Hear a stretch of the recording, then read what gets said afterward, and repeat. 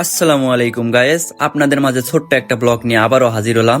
Sky view রেস্টুরেন্টে 199 টাকার offer, আর offer পাইলে তো আমরা ছাড়ি না। তাই আর দেরি না করে বেরিয়ে পড়লাম স্কাই ভিউ রেস্টুরেন্টের উদ্দেশ্যে। তারপর দুই ভাই একটা রিক্সাওয়ালার সাথে ভাড়াটারা মিটকুট কইরা উঠে বললাম।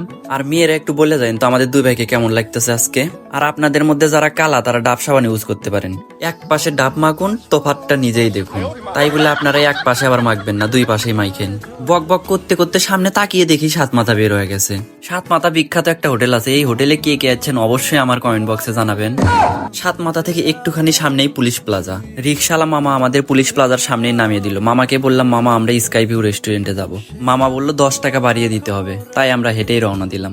একটু হাঁটার পরে আমরা মার্কেটে চলে আসলাম, যে মার্কেটের উপরেই স্কাই ভিউ রেস্টুরেন্ট। লিফটে আসার পর চারি একবার ঠপস করে চাপ দিবেন, দেখবেন যে 1 মিনিটের মধ্যে স্কাই ভিউ রেস্টুরেন্টে চলে গেছেন। এখন ওই যে সিঁড়ি দেখতে পাচ্ছেন, ওই সিঁড়িতে উঠে গেলেই দেখবেন স্কাই ভিউ রেস্টুরেন্ট। আর এখানে সাথে আছে মসজিদ, আপনারা যারা নামাজ পড়েন অবশ্যই এখানে নামাজ পড়বেন। তারপর আমরা আস্তে আস্তে সিঁড়িতে উঠতে লাগলাম। একটু পরে আমরা সেই কাঙ্ক্ষিত জায়গায় পৌঁছে গেলাম। আমরা এসে দেখি আমরা দুই ভাই ছাড়া পুরো রেস্টুরেন্ট ফাঁকা। আর এখানকার পরিবেশের কথা না বললেই নয়, আপনারা তো জানেনই এখানকার পরিবেশ কতটা সুন্দর। আসলে স্কাই ভিউ রেস্টুরেন্ট এই জন্যই স্কাই ভিউ নাম দেওয়া হয়েছে।